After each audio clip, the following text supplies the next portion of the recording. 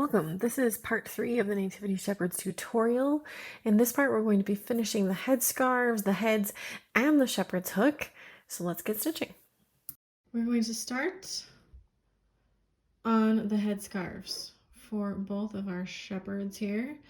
And they both use 07 and are made mostly of satin stitch. This headband is a different color and stitch, but the scarf itself is satin stitch, and we're going to use 3 strands of 07.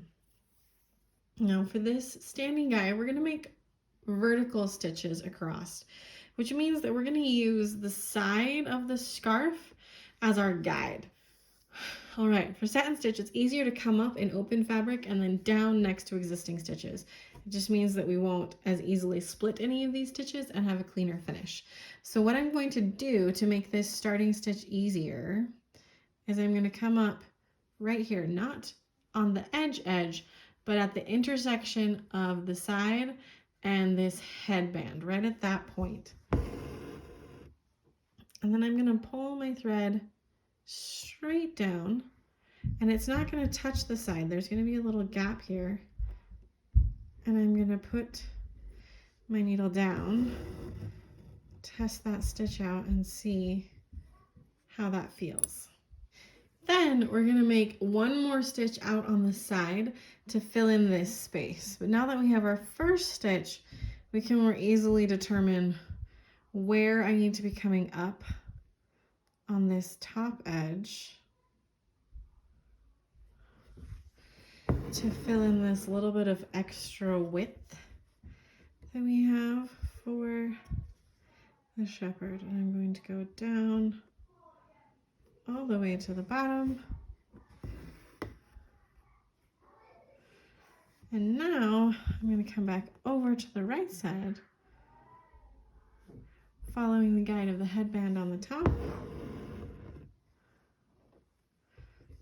to continue filling this shape in with satin stitch.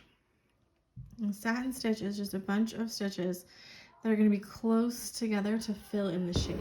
And right now we're making parallel satin stitches, so all of our stitches are going to match our guide stitch angle. I think I can get one more in here before I start touching the side of the face, which we don't want to do. We don't want to cover that line. I want to just come right up to it.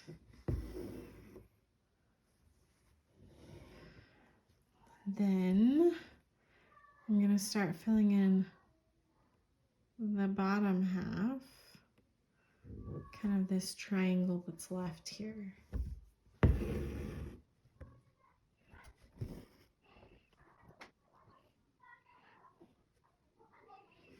Now for this area, you want to make sure to take your time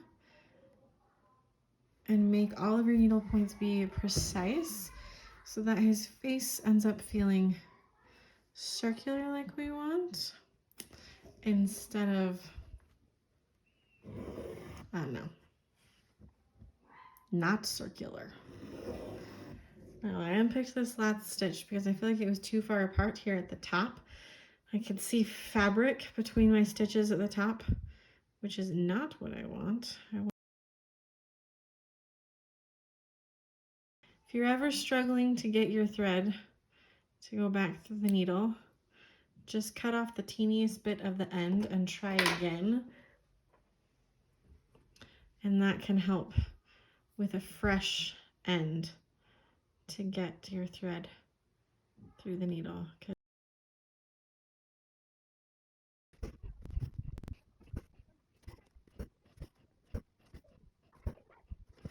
All right, now I'm going to jump over to this half over here, and I'm going to go back to this same point right here to start my stitches so that I can have a fairly even look between the two sides. I've tried it stitching from this point out to save a little thread, but I end up having a harder time getting this last straight stitch, longer straight stitch, sorry, to line up. So this is the better game plan. Starting from this corner here, using this outside line as a guide, but also just kind of going to straight vertical. I'm going to make a long stitch here. Then I'm going to come back up this first point or so that my needle can fit all the way. I'm going to go down all the way to the robe and then come back and work on this other side. Now, don't worry if you have a different number of stitches that fit between the edge and the face on either side. If you're off by like 3 or 4 stitches between them, that's probably too many.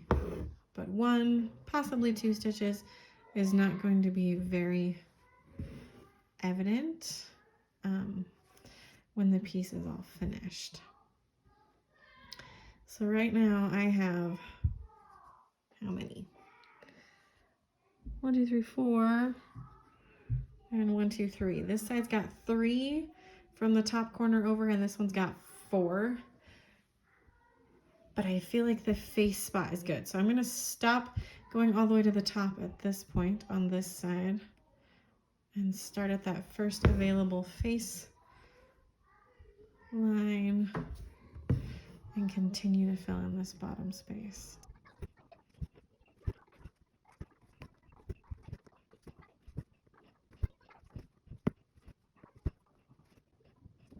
Now, a very important stitch to make the face feel round is to fill in this itty bitty little triangle right here, up on the other side of the face, at the top side. And so I'm going to catch those stitches right here, and then I think I can fit 1 on the other side when I make it back around. And I'm going to jump up to the middle here, make a straight stitch straight down, right along that center line, and continue working one direction or the other. I'm going to go to the right first to fill in this top space, but using this center space as a guide rather than, again, trying to use teeny little stitches or funky stitches here on the edge to define my shape, but to use this nice straight space in the middle. And this is what this one looks like, our standing shepherd, fully stitched. And I did come back and make sure to put another little teeny stitch right here. And I want to point out that my corners here do get very small, and that's okay. We just want to fill in all the space all the way to the point so that the silhouette of the headscarf is nice and rounded. Now I'm going to move on to this kneeling headscarf, kneeling shepherd, his scarf. And we're going to angle his stitches kind of down towards the right here. So instead of being vertical, we're going to go off to the side a little bit. That's feeling good to me. Anywhere in that general vicinity will be good. And I'm just going to use that as my guide and work my way first down, and then I'll go back up. I find when I work from the middle of my shape out, I end up with much straighter, more even satin stitches than when I try and start from one end and work straight across to the other. So I'm just going to do my very best as I'm stitching through the shape to make sure that all of my up needle points that are going to be here on this top side of the scarf, that they are all coming up on my line. That's going to be my goal, that my needle goes through my trace line every time. Not inside the line and not outside the line, but exactly on the line. I'm taking just that little bit of extra time to make sure that all of those needle points are on the line. Will give a much smoother finish to the outside of this shape, as opposed to getting just sort of close with all of our stitches.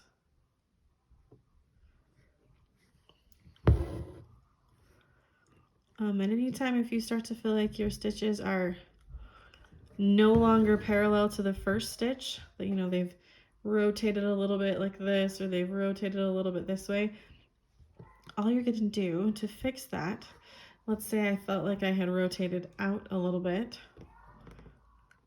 then I would make sure that my top sides, the part that's farther apart visually, are close together, and then I'd put the bottom side a little farther apart, and I would do the reverse on this side. If I felt like it was going too far this way, then see our bigger gaps over here, I'd bring my next stitch in closer at the top and a little wider at the bottom.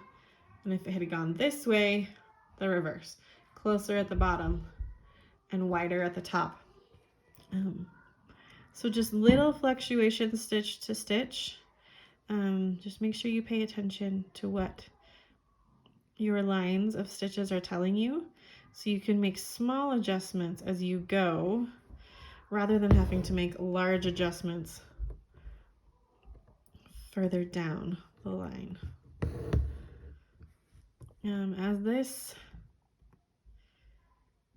As we move into the end, our angle of this line gets steeper. So we're gonna have, our stitches are gonna start, needle points, not our stitches. Our stitches will stay close together, but our needle points are gonna start to get farther and farther apart. So at any time, if you have any trouble visualizing where your needle needs to go up or down, remember that you can use the needle itself and the thread to help you see if you're in the right spot. It's always okay to test with your needle or test with your thread to see where those needle points need to lie if you are not seeing them without that extra help.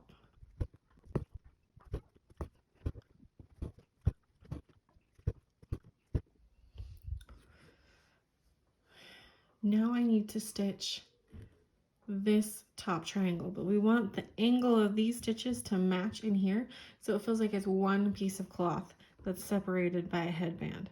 So a good way to do this is we're going to start in the middle of this shape.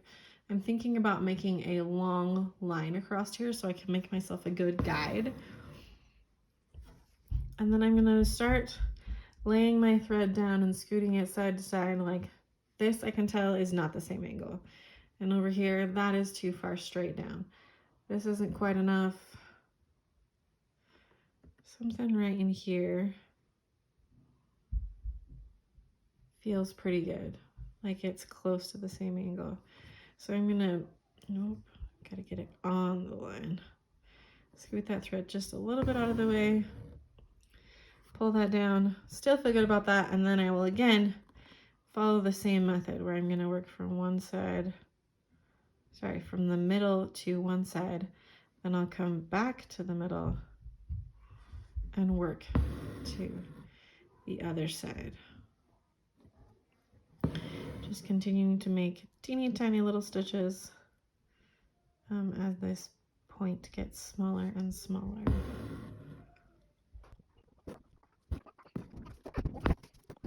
We are going to fill in the headbands, both of them, with raised fishbone. However, they are different colors. Our kneeling shepherd, his headband is 840, and up here, this guy's headband is 3781. Both of them are made with 3 strands of floss, and you can see fishbone is going to create this kind of braided texture, a tighter braided texture than our faux braided texture we made with stem stitch. So what we're going to do is we're going to start in the middle of our edge line, and go a good little ways into the head, just straight down. Then I'm going to come up on the right side of my base stitch here, and then I'm going to come down by crossing over right next to my existing stitches. Then I'm going to do the same thing to the left of my first stitch, making a cross over to the other side. And then I have space for at least one more here on the top. So I'll repeat again from the first edge, coming from all the way on the side, and then gonna jump down to the corner because I have about a stitch and a half-ish space there, and make an X this way. Now, instead of my up points being along this top edge, we're going to trade, and the up points are going to be along these kind of diagonal lines. So I just did left, so I'm back to the right, and I'm going to come up along that line in between these stitches and the satin stitch. Going to follow my X line across, and then I'm going to do the same thing on the left hand side, coming up here, going down on the opposite side, and then we're just going to repeat. And in another stitch or two here, I'm going to start to run into my down points from the previous stitches, and that's what's going to give it the raised fishbone look, is because we're stitching over previous stitches, making it feel more padded than it would otherwise feel. All right, if you stitch anything like me, at some point your X's are going to become more squished than tall and long. So you can see that my needle right now, my up point is pretty close to these down points that I already have, which means I'm gonna run out of padded stitches here in a minute. So I'm gonna pull, instead of stitching closer to my last down point, I'm gonna make it a little bit longer for at least the next couple stitches to help give this top row especially more space to jump over any of the previous stitches to still feel padded. So again, I'm going to space that bottom out a little bit, and I'll do so on the top side, coming from the bottom to the top here. So don't be afraid to play with the angle of your stitches as you need to make sure everything stays overlapping how you want, because these down points along the middle here are not going to be what you see last. What you see last when the stitch is finished are the up points. So these down points are just to help keep everything crossing over each other. So you get to be in charge of how those angles look and what to do about them.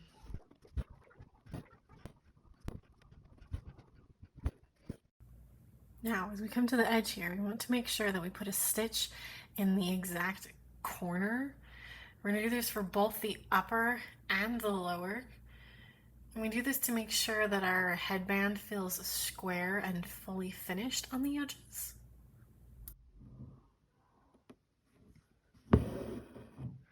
I'll have a couple stitches that are going to finish along this front edge to help bring the weave all the way to the front. We pull one more right here, across and down, and then Since everything is covered, and I feel pretty good about how that looks, I'm gonna stop here, anchor off, grab 3781 and do the same thing up here. I've stitched the other headband following the same steps as I did for our other one over here, this time using 3781, 3 strands of that. And now we're going to use 3781 again to finish kind of the chin here of the face, and then this outline of the face over here. So I'm going to start here in the middle, and I'm hoping I told you that it was Whipped Backstitch. I honestly don't remember, it was like 3 seconds ago. We're going to use Whipped Backstitch to make this line, which means we first need to make a line of backstitch.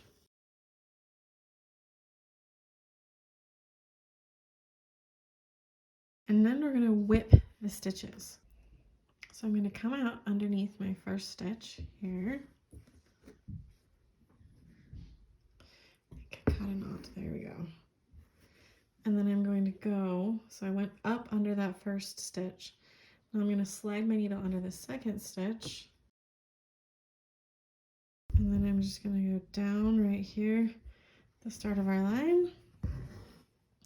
Pull that down, I'll anchor off, and then I will make more whip backstitch. All right, when we get here to the headband on this kneeling shepherd, we're going to go under the edge of this headband, if you will. We're not going to stitch around the outside because we want the headband to look like he's wearing it on his forehead and not that it's floating somehow on his head.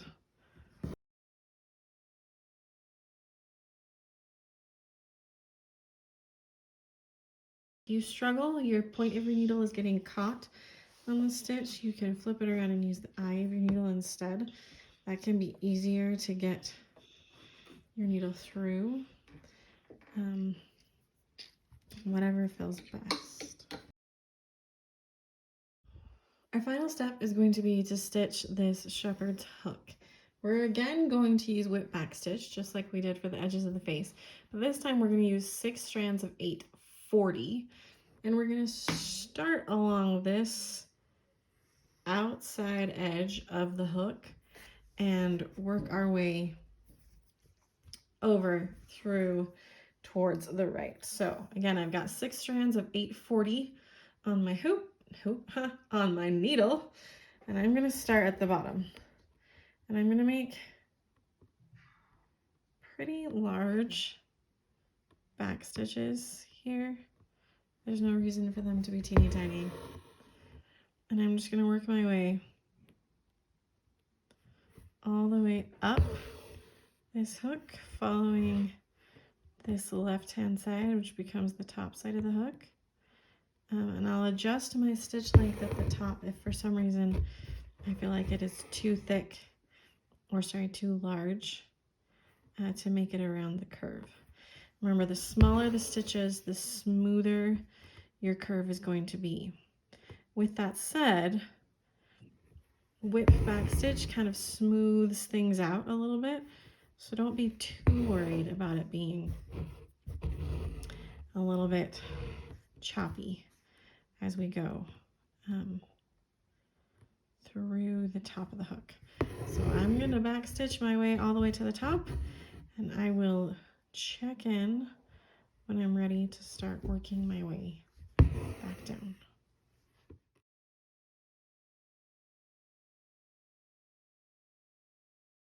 Now we're going to whip the stitches.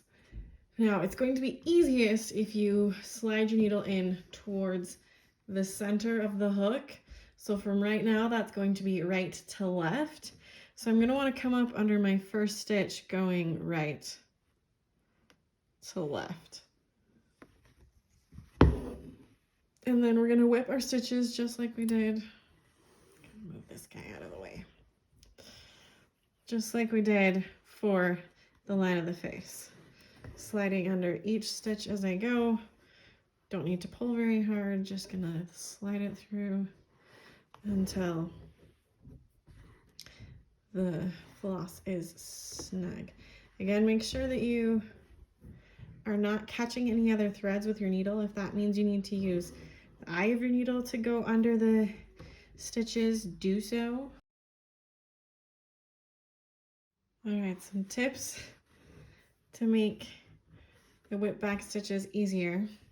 One is I'm going to press up behind with my opposite hand, and you kind of make a little mountain underneath the stitch. This makes the needle float above the surface on either side so that you have a tendency to catch less stitches. Next tip. As we get down here closer, right next to these chain stitches, we're going to do is you're going to kind of work your needle in between the stitches and then just tip the point of the needle out. So instead of trying to approach straight on, you're going to go down kind of the direction of the stitches and then rotate that needle under. This will help you catch less strands if you're working kind of with the grain, if you will, as opposed to just trying to get the tip of your needle under. Just gonna go down under that last stitch. And then we're gonna come up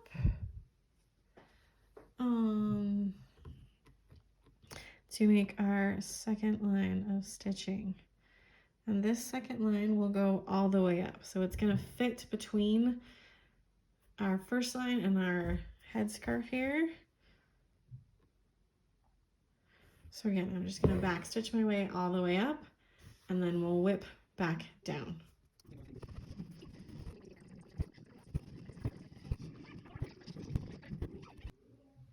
All right, now I'm gonna now I'm going to whip the back stitches back down. And we're gonna follow the same method. We wanna go from the outside to the inside. So this first stitch is gonna go right to left. And the reason we're gonna do this is because it's easier to put your needle to come out into open space on this whip stitch than it is to try and come up in between these. So we're going to follow the same method we did down here. I'm going to line up my needle in between the two rows of stitching and then just slide it out to the side, and we'll repeat. Kind of slide that needle in there and out to the side. Remember that you can use the eye of your needle if the tip of your needle is catching, and we're just going to keep going our whole way down this lovely hook here,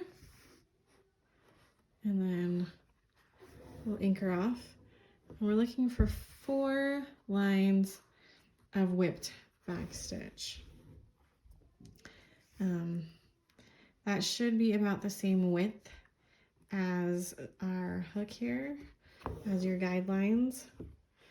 If you happen to have filled it all with 3, which I don't think is possible, but if you did, you could go ahead and stop at 3, or if you even like how it looks at 3, that is also a choice, but 4 is the goal. So I'm going to keep working on this, and if I remember anything else that seems important, I will check in and let you know it.